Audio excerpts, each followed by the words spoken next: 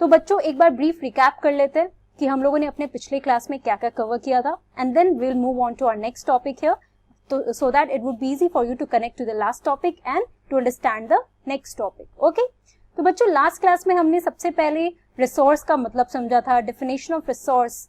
What is a resource?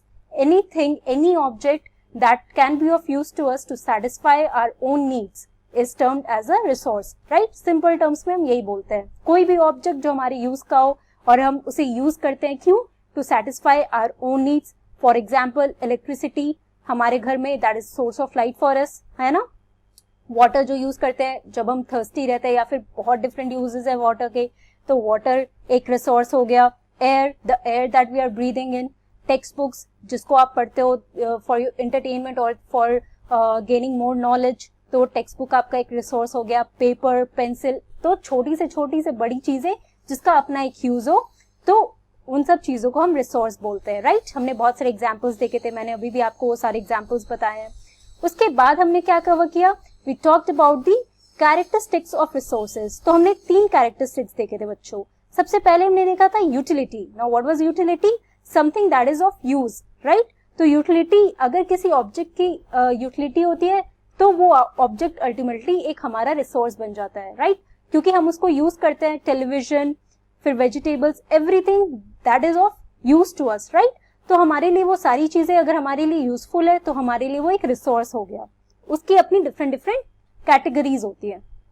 Second characteristic जो हमने देखा था बच्चों वो है वैल्यू। अब वैल्यू का क्या मतलब होता है? Something that is of worth, right, of some importance. तो वैल्यू क्या होता है? वो यूटिलिटी से डिफरेंट होता है। Utility is something that is useful, और उसमें अगर वैल्यू ऐड कर दो, मतलब उसका एक इंपॉर्टेंस बढ़ जाए हमारे लिए, तो एक वैल्यू के टर्म्स में हम उसकी बात करते हैं। तो वैल्यू कैन बी इकोनॉमिक और इट कैन बी एस्थेटिक, जो आज के सेशन में हम एग्जाम्पल के थ्रू समझेंगे। Okay, the third characteristic that we discussed was consumption and depletion. तो कंजप्शन एंड डिप्लीशन का मैंने आपको एग्जाम्पल दिया था कि आप अपने घर में, अगर एक वाटर टैंक है आपके घर में और आप वाटर यूज करते हो अपने घर में, तो जैसे जैसे आप पूरे एक दिन में आप वाटर यूज कर रहे हो तो आपका कंजम्पशन हो रहा है, राइट। कुछ भी अगर आप यूज कर रहे हो फॉर ड्रिंकिंग, फॉर बेदिंग और for cooking, for washing, anything, तो वाटर तो आप यूज कर रहे हो, तो आप देखते होगे कि आपके टैंक में वो पानी खत्म हो जाता होगा।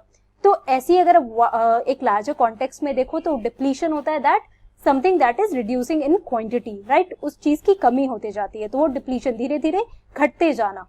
ओके, तो अब हम आज के सेशन को कंटिन्यू करते हैं और देखते हैं कि वैल्यू के बारे में जो आपको मैं बता रही हूँ कि value as a resource, it can be both aesthetic, economic, या आपके लिए अगर टर्म्स नहीं हुए तो इसके एग्जाम्पल के थ्रू हम समझ सकते हैं कि इसमें डिफरेंस क्या है। ओके, तो जैसे आपको बताया that value means worth, something that is of importance to us. Okay, तो the value of resource can be both aesthetic, that is beautification.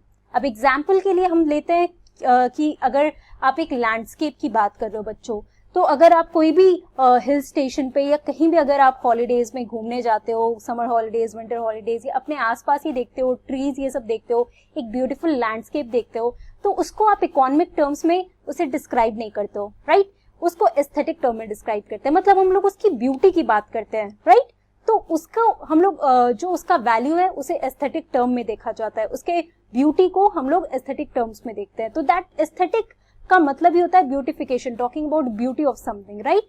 तो ट्रीज जो है हमारे नेचर को, it makes our nature look more beautiful, right. तो इस तरीके से हमारे नेचर में ट्रीज जो है वो हेल्प कर रहा है तो नेचर को ब्यूटिफाई करने के लिए। अब उसका इकोनॉमिक वैल्यू हम देखते हैं कैसे होता है। So economic value of a product refers to its benefit. अगर हमें कोई चीज से कुछ बेनिफिट मिल रहा है, इकोनॉमिक वैल्यू तब होता है, राइट, कि जब भी हम बेनिफिट की बात करें कोई भी एक ऑब्जेक्ट से, कोई भी एक प्रोडक्ट से, तो वो उसका इकोनॉमिक वैल्यू हो जाता है। Like the trees provide oxygen to people. अभी ऑक्सीजन हमें प्रोवाइड कर रहा है तो हम इसे इकोनॉमिक वैल्यू में काउंट कर सकते हैं, क्योंकि ये हमारे लिए बहुत बड़ा जो air that I gave as an example in previous class about resource, air as an resource, तो क्या होता है, ट्रीज की वजह से क्या होता है, ऑक्सीजन मिलता है। ऑक्सीजन होता है जो हम ब्रीथ करते हैं, right, that is life saving gas for us. तो आप देख रहे हो यहाँ पे इकोनॉमिक वैल्यू हमारे ट्रीज का ऐसे होता है। एस्थेटिक, ब्यूटीफाई करने के लिए नेचर को। तो आपने देखा डिफरेंस कैसे होता है इकोनॉमिक एस्थेटिक का। अलग एग्जांपल ले लो तो हम मेटल्स की अगर बात करते हैं बच्चों, तो उसका एक इकोनॉमिक वैल्यू होता है, उसकी एस्थेटिक वैल्यू नहीं होती, उसका इकोनॉमिक वैल्यू होता है मेटल का। जब वो चीज उससे कुछ और चीजें बनती हैं जो फिर हम मार्केट में बेचते हैं, मेटल्स का डिफरेंट यूज होता है, फिर उसका इकोनॉमिक वैल्यू उस तरीके से बढ़ता है, राइट। तो एस्थेटिक वैल्यू को हम लोग इकोनॉमिक टर्म्स में नहीं बात कर सकते, that is something we are talking about beautification और anything like that. Economic terms मतलब उससे हमें कोई बेनिफिट मिल रहा है। अब कोई एक जगह अगर ब्यूटीफुल है तो उससे कुछ बेनिफिट तो नहीं मिल रहा हमें। तो अब इसी तरीके एक एग्जाम्पल से, ट्रीज का एक बहुत सिंपल एग्जाम्पल है जिससे आपका एस्थेटिक और इकोनॉमिक का कॉन्सेप्ट क्लियर हो जाएगा। ओके, अब हम मूव ऑन करते हैं अपने नेक्स्ट पॉइंट पे। ऑल्सो बच्चों, let's see that some resources can become economically valuable with time, right. तो हो सकता है पहले एक कोई भी नॉर्मल चीज, एग्जाम्पल के लिए मैंने यहाँ पे लिया है होम रेमेडीज। चलो हम लोग इस एग्जाम्पल की बात करते हैं और इस पॉइंट को समझने की कोशिश करते हैं। तो आपके घर में जब आपकी दादी, या फिर आप बात कर लो कि आपके घर में जो बुजुर्ग लोग होंगे, ठीक है, आप अपनी दादी के पास जाके पूछना, उनके टाइम पे जब वो लोग बच्चे थे या फिर वो आपके एज के होंगे, तो उस टाइम बहुत डॉक्टर्स ये सब तो होते नहीं थे। आज के डेट पे आपको अगर कोई बीमारी होती है, फीवर भी होता है, आप झट से एक दवा खा लेते हो और ठीक हो जाते हो, राइट। कोई भी बीमारी होती है आप तुरंत डॉक्टर के पास जाते हो। बट पुराने टाइम पे बच्चों बहुत होम रेमेडीज होते थे। तो हमारी दादी या फिर दादू बहुत उस टाइम पे वो जड़ी बूटी जो आप जानते हो, राइट, तो उन सब चीजों को यूज करके, तेल या फिर बहुत सारी जड़ी बूटी जो हमारे नेचर में जो चीजें प्रेजेंट थी उनको यूज करके बहुत सारी दवाइयां बनती थी, राइट। तो उस टाइम पे उसका उस तरीके का वैल्यू था। बट आज के डेट पे उसका कोई इकोनॉमिक वैल्यू तो नहीं होगा, क्योंकि वो तो आपके घर में ही यूज हो रहा है। उसका एक इकोनॉमिक वैल्यू, उसका एक बेनिफिट अगर आप बाहर इकोनॉमिक टर्म्स में लोगे, मनी के टर्म्स में, तो उसका कोई वैल्यू नहीं होगा। उसका वैल्यू कब होएगा, तो एग्जाम्पल के थ्रू समझते हैं। So home remedies are of no value until they are patented and sold by medical firm. अब इस पॉइंट को समझो। पेटेंट, सबसे पहले ये वर्ड आपके लिए नया है, पेटेंट। तो पेटेंट क्या होता है ये देखते हैं। Patent it means exclusive right over an idea और इन्वेंशन। तो देखो, होम रेमेडी तो आपके घर में आपकी दादी का अगर आइडिया होगा, राइट, कि उन्होंने कुछ जड़ी बूटी से एक अच्छी सी दवाई बनाई हो जिससे फीवर चला जाता हो, राइट, तो वो तो कोई यूज करनी है जब तक कोई और इस पे पैसे ना लगाए और उसके बाद उसको बेचे नहीं, राइट, उससे कुछ बेनिफिट ना मिल रहा हो, है ना। तो पेटेंट होता है कि अगर मान लो कोई एक केमिस्ट है जो आपकी दादी से वो रेमेडी जो है उनसे ले लिया है, अपना राइट उस पे दे रहा है, बिल्कुल एक्सक्लूसिव राइट होगा वो केमिस्ट का आपकी दादी की जो जड़ी बूटी, जो होम रेमेडीज आपकी दादी ने बनाई उस चीज पे। तो दादी का आइडिया है, लेकिन इसको यूज कौन करेगा, एक केमिस्ट करेगा।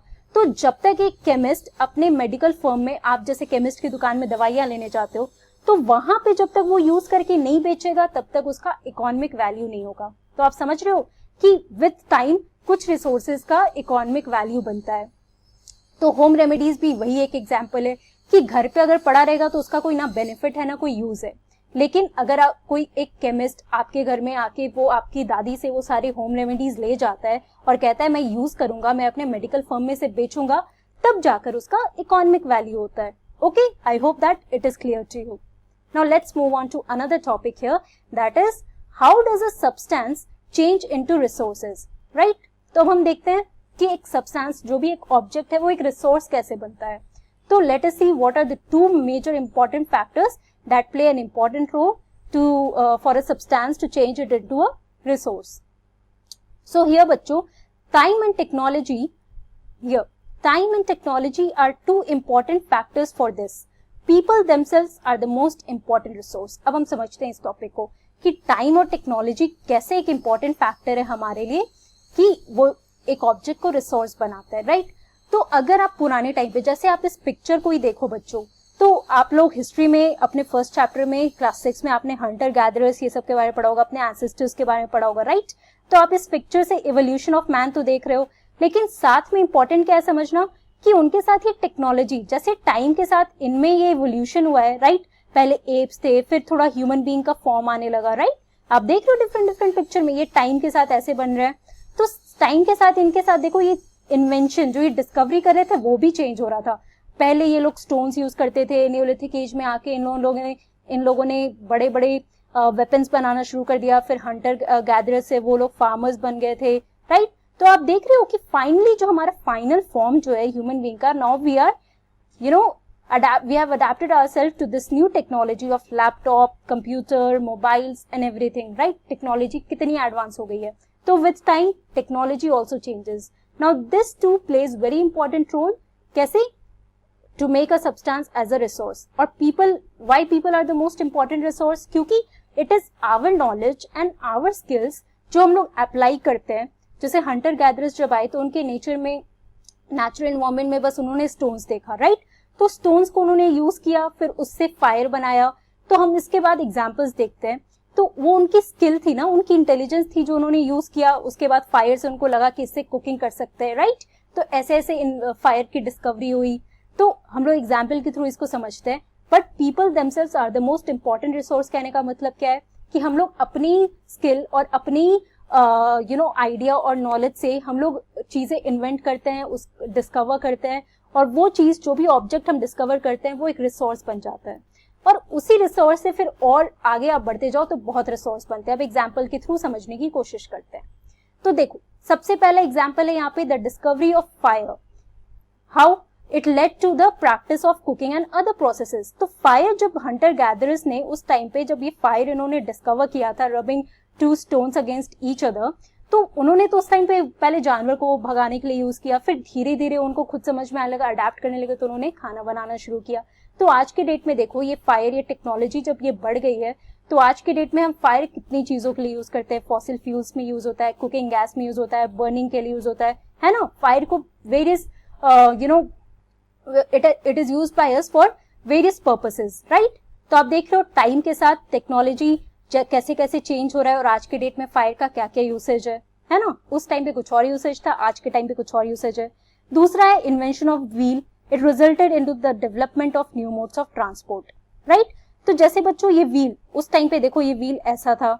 आज के डेट पे आप देखो जो हमारा व्हील है, तो हर एक ट्रांसपोर्ट में, चाहे वो एरोप्लेन हो, चाहे वो ट्रक हो, बस हो, सब में ये व्हील यूज होता है. उस टाइम पे तो व्हील जब इन्वेंट किया गया था, तो लोगों को तो पता नहीं था किस चीज के लिए यूज करना है, बस उन्होंने ऑटोमेटिकली एक एक्सीडेंटली उसको इन्वेंट कर दिया. तो टाइम के साथ और टेक्नोलॉजी कैसे चेंज हो रहा है.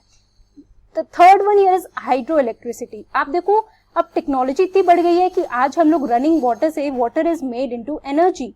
तो हाइड्रो इलेक्ट्रिसिटी ये होता है ना कि हम लोग वाटर, रनिंग वाटर में डैम ये सब बना दिया जाता है. उसके बाद बहुत सारे प्रोसेस, बहुत सारे इन्वेंशन, डिस्कवरीज हमारे साइंटिस्ट ने देखा, और उन्होंने फिर तैयार किया ये हाइड्रो इलेक्ट्रिक पावर, जिसके थ्रू वाटर से हम एनर्जी एक्सट्रैक्ट करते हैं, राइट? तो आपने देखा फायर व्हील और हाइड्रो इलेक्ट्रिसिटी, ये सारी टेक्नोलॉजीज, और इसकी वजह से कैसे कैसे एक सब्सटेंस, कोई भी एक ऑब्जेक्ट, उसको हम लोग एक रिसोर्स में यूज करते हैं, राइट? तो बच्चों, everyone is very important, everyone is resource. You yourself, you are a resource, you are a resource, right? So now, mama, am I important resource to you? Obviously yes dear, you are an important one, right?